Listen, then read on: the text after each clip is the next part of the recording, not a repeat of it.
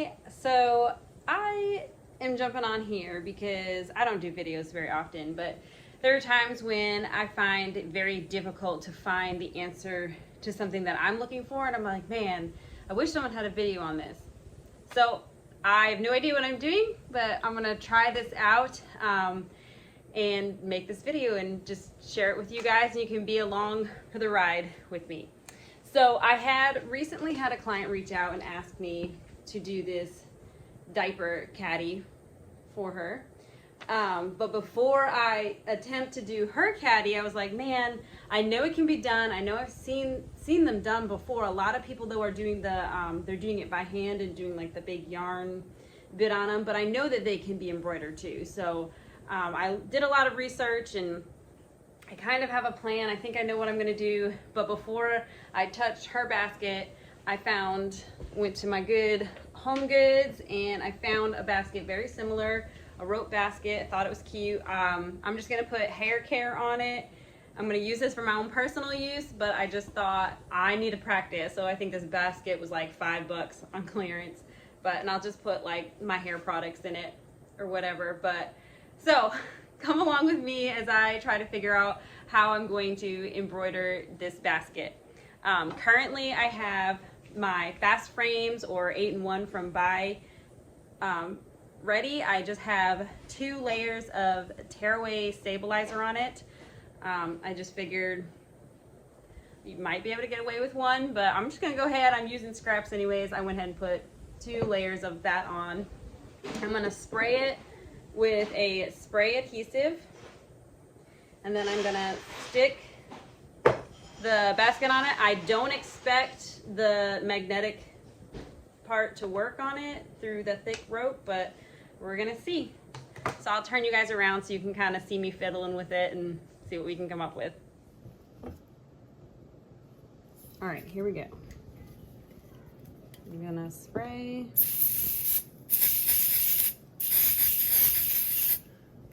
Generous amount, I think. All right. So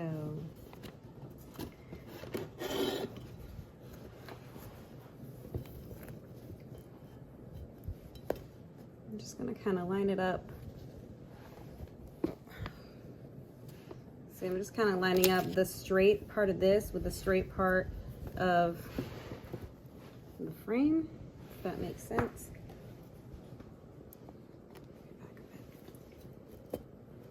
And then I'm trying to get this line to kind of eyeball it and line up with where the screw is going to be.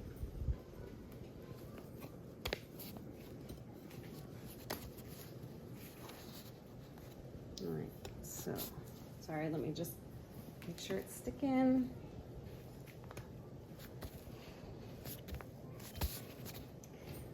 Yeah,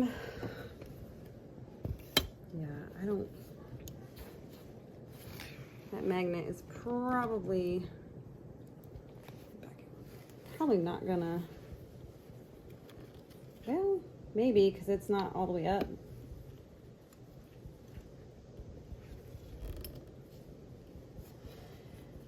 Oh boy.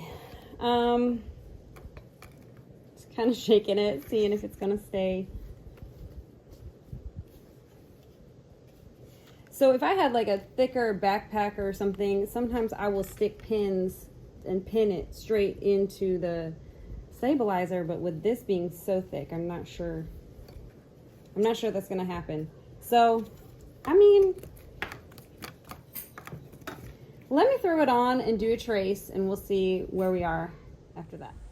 Okay, so I went ahead and screwed this part on, and I'm gonna go ahead and, I mean, it definitely seems like it might hold.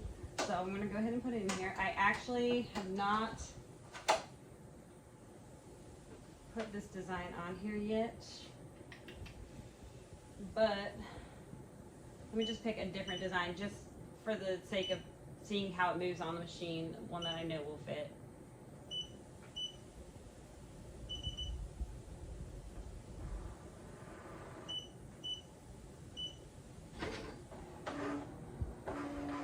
I mean, it looks like it's gonna do well. All right, The other thing I forgot to mention is I'm gonna go ahead, because there's so many different, like the braiding and the way the rope is, I'm gonna go ahead and put this water-soluble stabilizer on top. I might go ahead and just do 2 layers of it just to be sure. Again, I'm really new to this, so I'm just trying to figure it out with y'all, but I think I'm gonna go ahead and just do 2 layers of it. It probably would be fine with 1, but I just want to be safe with this and make sure that the stitching comes out really clear. Okay, so I went ahead and got these really hefty pins. I'm sure you can, sorry, can't see what. Anyways, so these are a lot of times what I'll use on backpacks and such when I'm trying to pin them onto the stabilizer. I thought if I go between the rope where the stitching kind of is, that I might be able to get it through, and I did happen to get 1. So I'm gonna go ahead and put this one in 2 just for that extra measure to make sure that nothing shifts around. So I have my water-soluble stabilizer. I'm going below where I know my stitching is gonna be. And I kind of just poke it down, feel for the needle on the other side, and then try to push it back up through. It's okay to not come up through the top. Okay. So I'm going to get my print out again. Where did I place it? I'm sorry. Oh, there it is on the floor. All right. Make sure that's where I want it. Put the magnet back on. And again, the magnet's really, you can see it. It's only sticking on the top. But I'm just going to go ahead and leave it there because I just feel like at least that pinching up on the top is going to help hold it in place some. So let's go ahead, put it back on, do another trace. I already have it centered, so it should be still centered as long as nothing moved. So, okay, I have you guys in close on my machine. I'm going to pull down needle 1. I'm going to do a trace and make sure that nothing's hitting. Everything looks good. I'm going to trace that one more time.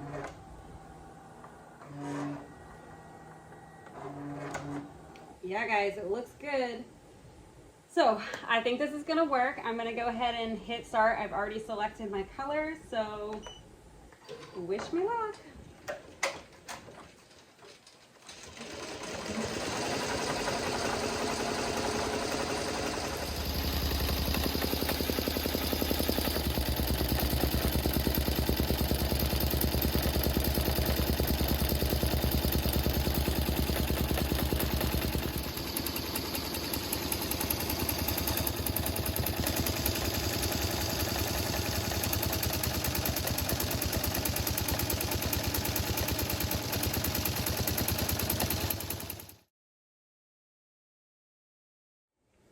It worked. It came out so good.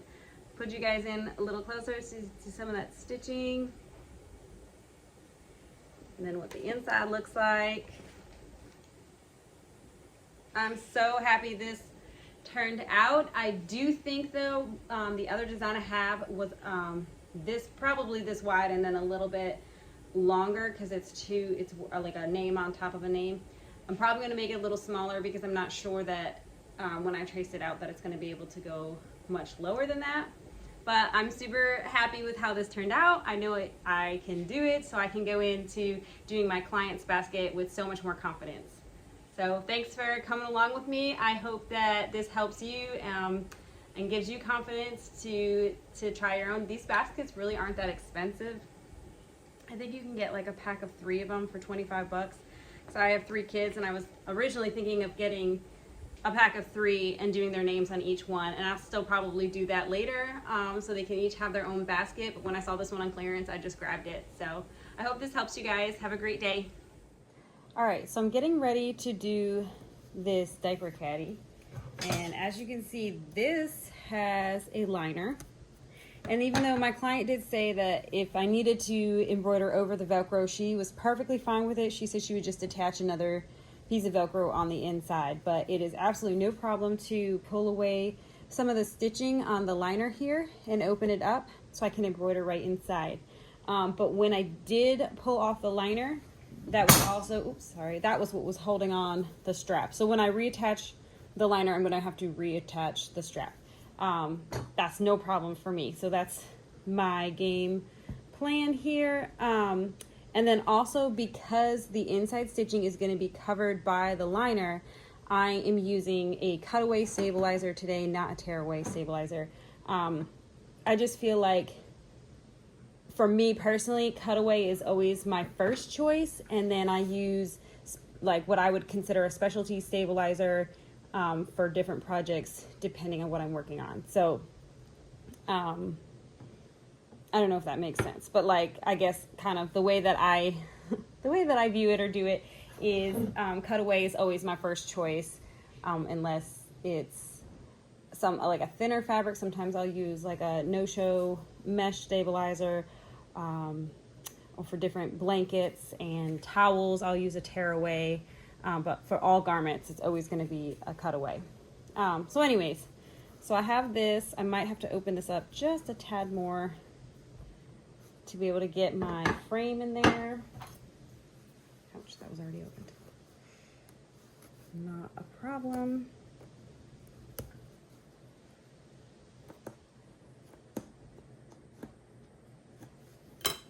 Okay.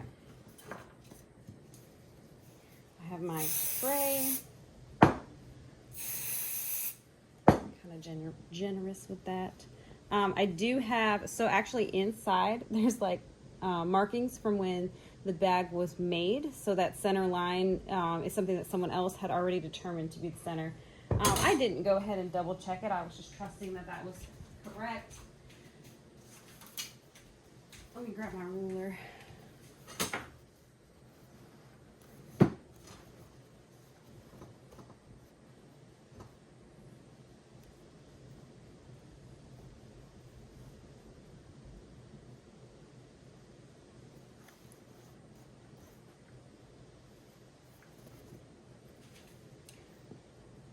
Okay, so I'm going to put my straps on exactly where they have the strap in just a mirror image, and that line is, the straps are 6 inches apart, and that's exactly at 3 inches in the middle. If I were to measure edge to edge, I'm not sure that I would consider that the middle, but because we're working with a sphere, I could just be measuring it incorrectly as well. But I'm going to go ahead and trust that that center is correct, and according to the straps it is. So we're going to go ahead with that. Okay, here it is all hooped up.